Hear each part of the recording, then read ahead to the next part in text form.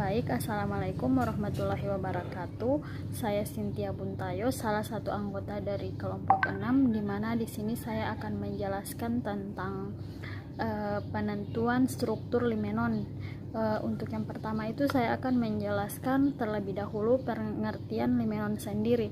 Limenon sendiri dia merupakan golongan monotepren, di mana dia terbentuk dari dua unit senyawa isopren, di mana wujud limenon pada suhu ruang berupa cairan bening sampai kuning muda. Limonen yang ada di alam ada dua macam, yaitu ilimonen dan dilimonen. Kedua isomer tersebut masing-masing memiliki aroma yang berbeda, di mana ilimonen dia beraroma seperti terpentin dan dilimonen dia seperti aroma jeruk. Selanjutnya saya untuk struktur senyawa limonennya dia seperti pada slide yang kedua ini. Selanjutnya limonen itu dia didapatkan dengan mengekstraksi minyak jeruk dari buah dan kulit jeruk. Untuk minyak jeruk ini dia kemudian didistilasi untuk mendapatkan limonen. Lanjutnya lagi, limonen pada umumnya ini dia digunakan sebagai perasa dan aroma dalam makanan, wangi-wangian dalam parfum, dan sebagai pelarut dalam industri cat. Untuk dalam industri cat sendiri, limonen diperoleh dari beberapa proses, yaitu ekstraksi dari daun, buah, dan dapat juga diperoleh dari biosintesis, di mana dia terdiri dari S-metil dan butenil pirofosfat. Proses biosintesisnya sendiri dia dengan trimetil tributenil pirofosfat. Dia disajikan seperti struktur berikut, di mana strukturnya dia dari pirofosfat menjadi granulin pirofosfat, lalu dia terbentuk menjadi limonen. Baik, mungkin itu penjelasan dari saya. Lebih dan kurangnya saya mohon maaf. Wabillahi taufiq wal hidayah. Wassalamualaikum warahmatullahi wabarakatuh. Bismillahirrahmanirrahim. Nama saya Rahmawati Hilala. Saya dari kelompok 6. Saya akan melanjutkan materi dari penentuan struktur limonen. Ya, bisa dilihat di slide. Di sini terdapat data sifat fisika dan kimia dari delimonen, di mana nama kimia yaitu 4 isopropenil 1 metil sikloheksana. Kemudian rumus kimia yaitu C10H16, berat molekul 136,24 gram per mol, titik didih 176 derajat Celcius, titik leleh minus 96 derajat Celcius, spesifik gravity 0,838 sampai 0,843 pada 20 derajat Celcius. Tekanan uap kurang dari 2 mmHg pada 20 derajat Celcius. Kemudian untuk kelarutan dalam air yaitu tidak larut. Selanjutnya untuk biosintesis. Di alam, limonen dibentuk dari granil pirofosfat melalui siklisasi karbokationeril atau yang setara seperti yang ditunjukkan, ya. Yang ditunjukkan seperti bawah ini. Di sini terdapat granil pirofosfat. Ini strukturnya OPP. Nah, di sini ada OPP. OPP itu adalah difosfat, disingkat jadi OPP. Nah, difosfat ini sering digunakan sebagai gugus pergi dalam sistem biologi. Nah, gugus ini lemah dan termasuk basa resonan yang terstabilkan. Nah, di sini ada langkahnya, yaitu melibatkan hilangnya proton dari kation untuk membentuk alkena. Nah, di sini terdapat karbokation, ya. Karbokation karbokation neril. Nah, di sini ada melibatkan hilangnya proton.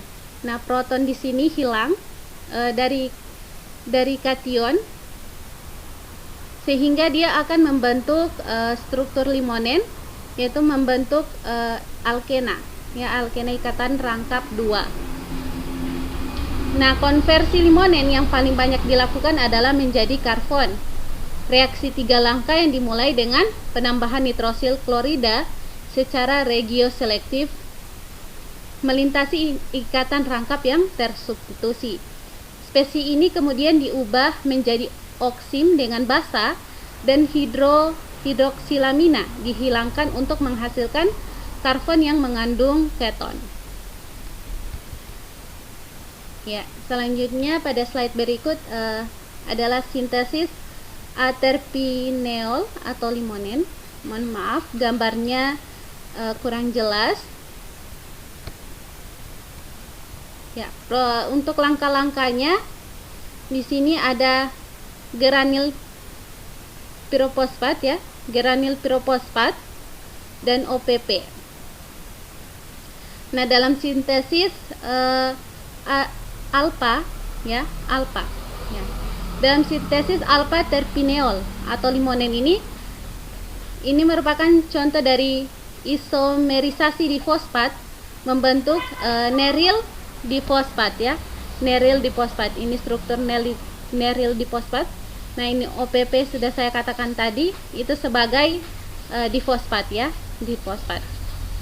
Nah, langkah pertama yaitu mengikuti rangkaian reaksi. Yang dimaksud dengan rangkaian reaksi itu adalah hilangnya gugus Pergi atau OPP dan nukleofilik yang membentuk ikatan rangkap tunggal C yang baru, ya. Kemudian untuk neril difosfat, ya, neril difosfat ini kemudian bersiklisasi ke tersier karbon kation oleh serangan intramolekul, ya. Ini ada tersier karbokation, ya, oleh serangan intramolekul. Nah, serangan nukleofilik air pada karbokation ini, serangan air pada karbokation itu akan menghasilkan dia alpha terpineol, ya, alpha terpineol. Kemudian untuk suatu proton, untuk kehilangan suatu proton itu menghasilkan limenon, ya, limonen, limonen maksudnya. Nah, kedua produk ini adalah siklik monoterpena, ya, siklik monoterpena. Selanjutnya terdapat pemanfaatan dari limonen, ya. Limonen itu biasa digunakan sebagai suplemen makanan dan sebagai bahan pewangi untuk produk kosmetik. Nah, delimonen juga digunakan sebagai insektisida nabati. Delimonen juga ditambahkan ke produk pembersih seperti pembersih tangan untuk memberikan aroma lemon atau jeruk dan kemampuannya untuk melarutkan minyak. Kemudian limonen digunakan juga sebagai pelarut untuk keperluan pembersihan sebagai penghilang perekat atau penghilangan minyak dari bagian-bagian mesin karena diproduksi dari sumber terbarukan.